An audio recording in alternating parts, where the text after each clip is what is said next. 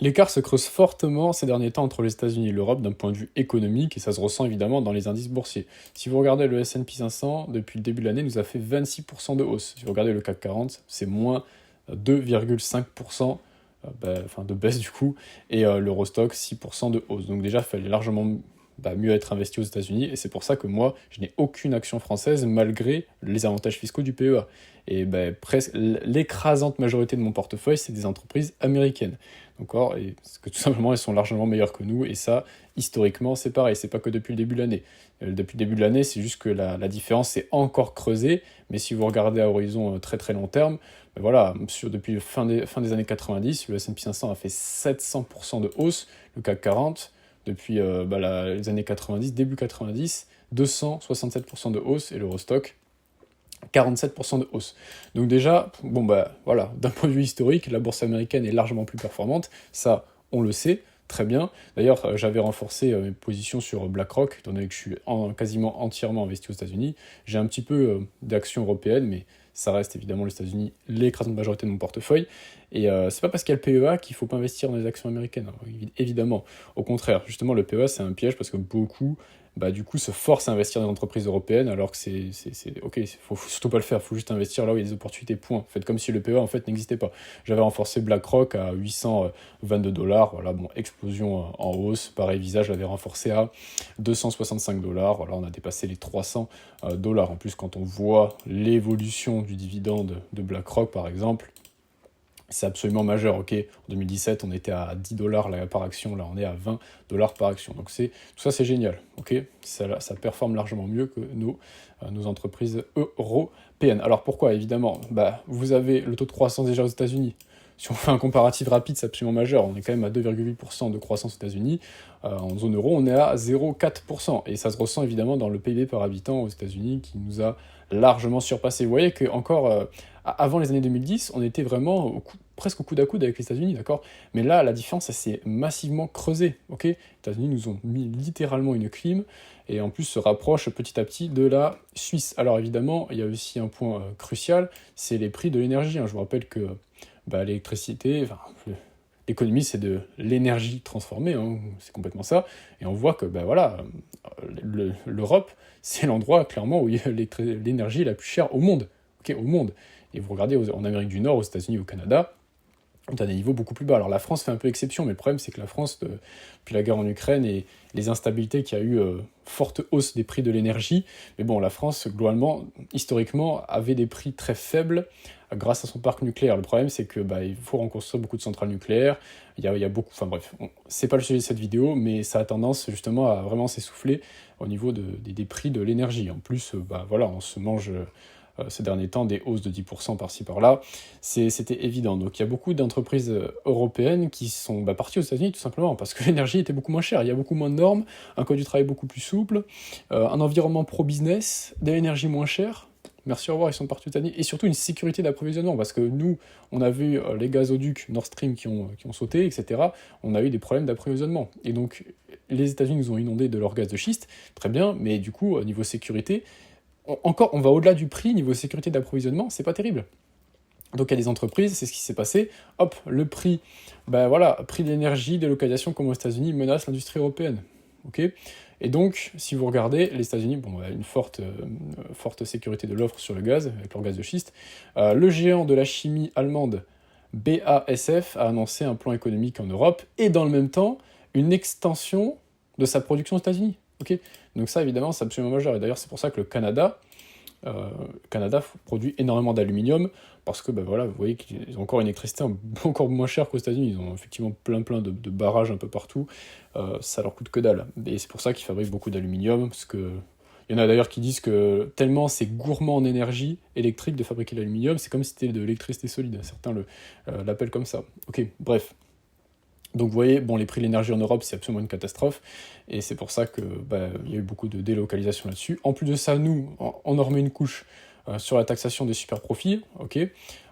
Une taxe sur les super profits approuvée en commission des finances, donc ça c'est évidemment tout récent, et une victoire entre guillemets qui pourrait rapporter, selon eux, 15 milliards d'euros. Donc évidemment, tout ça c'est 15 milliards d'euros en moins dans ces entreprises françaises, qui sont Air Liquide, etc., qui voulaient surtout pense que par les surprofits au niveau des entreprises pétrolières comme Total, etc. Je sais plus exactement quelle entreprise ça concerne. Bah non, en fait, ça concerne toutes les entreprises qui font tout simplement plus de profits que d'habitude. Donc ça veut dire que, bon, déjà c'est une catastrophe, ça met un frein à l'entreprise, ce qui n'est évidemment pas du tout le cas aux États-Unis, où il y a un environnement pro-business. Et justement, l'élection de Trump a favorisé ça, parce que Kamala Harris avait des projets d'augmenter fortement les impôts, tout simplement. Donc évidemment, c'est plutôt une bonne nouvelle, et ça a été accueilli comme une bonne nouvelle au niveau de la bourse. Ok. Et au point très intéressant aussi, c'est que si vous regardez les entreprises européennes, il y en a plein qui sont excellentes. En fait, je critique pas du tout. Évidemment, moi je suis européen, j'aime l'Europe, évidemment j'aime encore plus la France. Eh bien, forcément, on a des entreprises incroyables. LVMH, Air Liquide, ce que vous voulez, très bien, mais il faut avouer quelque chose, c'est des entreprises qui sont poussiéreuses. Quand je dis poussiéreuses, ça ne veut pas dire qu'elles sont mauvaises, mais c'est des vieilles entreprises.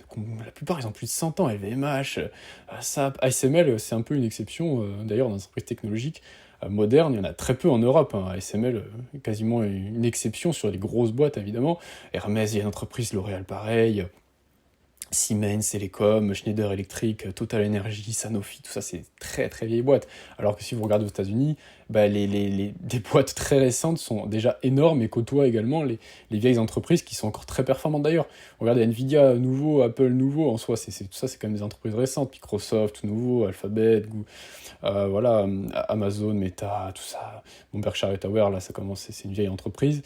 Mais vous voyez déjà qu'aux États-Unis ils ont une capacité en fait, à toujours sortir des nouvelles boîtes énormes, ça n'arrête pas en fait. C'est une machine à faire des entreprises absolument folles qui font beaucoup, beaucoup d'argent. Donc forcément, moi, je vois ça, j'ai envie d'investir plutôt là-bas. Ça me paraît évidemment logique. D'ailleurs, si vous regardez au niveau des startups, c'est pareil.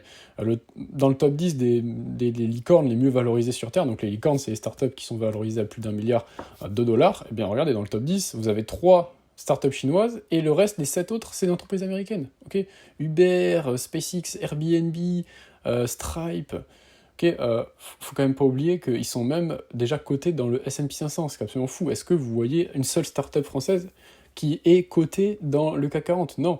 C'est que des vieilles boîtes. Le CAC 40, c'est encore pire qu'au niveau plutôt européen, je crois. Il y a tellement de boîtes qui sont poussiéreuses, et le Y Combinator, d'ailleurs, c'est le meilleur incubateur de start-up au monde, et c'est évidemment américain.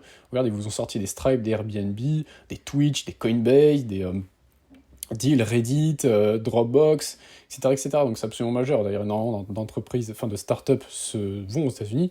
C'est encore un endroit qui attire beaucoup, évidemment, de start-up et d'entreprises. Et d'ailleurs, si vous comparez, on va comparer, vous voyez, tout simplement Air Liquide, qui est une excellente entreprise française, très bien, et Linde, qui est son concurrent américain, qui font exactement la même chose. C'est vraiment le Air Liquide américain. Bon, là-bas, c'était créé en Allemagne, mais bref, on n'est pas pour faire l'historique de l'entreprise. Si vous regardez déjà, d'un point de vue, plutôt global, 1992, c'est la cotation, elle commence ici, sur Google Finance, eh bien, Linde a fait 5700% de hausse, et Air Liquide, depuis fin des années 80, a fait 4000% de hausse. Donc déjà, on a largement une meilleure performance sur Linde. Et encore, c'est encore pire justement ces dernières années. Sur 5 ans, Linde a fait 126% de hausse. Air Liquide, sur 5 ans, a fait 63% de hausse. Et d'ailleurs, ces derniers temps, le CAC 40, ça avait très pesé sur lui, justement, les élections législatives en France. Parce qu'il y avait beaucoup d'incertitudes, la France a des problèmes d'argent, très bien. Donc évidemment, les taxes sur les super-profits, etc., etc. On va pas refaire la musique.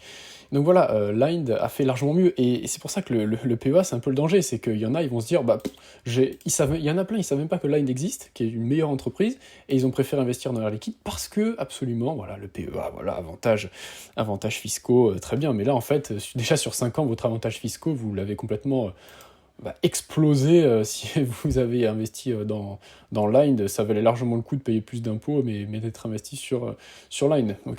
Donc ça, c'est clair et net. Donc faites attention à ça. Le PEA, faites comme s'il n'existait pas, vraiment. J'insiste. Alors déjà, vous pouvez investir sur le S&P 500 via le PEA avec les ETF synthétiques de BNP Paribas, de Amundi, etc. Donc vous pouvez quand même faire des trucs avec le PEA intéressants. Il y a des entreprises européennes. Oui, je dis pas, il y a des entreprises européennes qui sont intéressantes. Moi, ce que je vous dis juste, c'est que je vous partage mon avis. Moi, je ne suis pas du tout un conseiller d'investissement, mais vous l'avez bien vu comme moi. Moi, je suis massivement investi aux États-Unis et clairement, je ne le regrette pas. Et donc, pour ceux qui veulent passer à un niveau supérieur sur l'investissement en bourse, vous pouvez rejoindre ma formation Voilà, où j'explique de A à Z comment analyser les actions, ETF, etc., obligations. Je vous partage mes investissements en temps réel. Voilà, analyse détaillée. En fait, on sort constamment des vidéos. Ok, il y a constamment des vidéos qui sortent et l'accès est à vie. Donc ça, c'est un avantage très très intéressant. Plus points sur l'actualité, groupe communautaire Discord, etc., etc. Et vous allez avoir donc une interface un peu de style Netflix, on va dire. Donc c'est très intéressant, c'est très fluide. Donc je précise bien que vous soyez débutant ou déjà d'un niveau confirmé, ben, ça va être intéressant pour vous, ok? Parce qu'il y en a à la fois pour les débutants et pour ceux qui ont un bon niveau. Merci beaucoup d'avoir suivi la vidéo.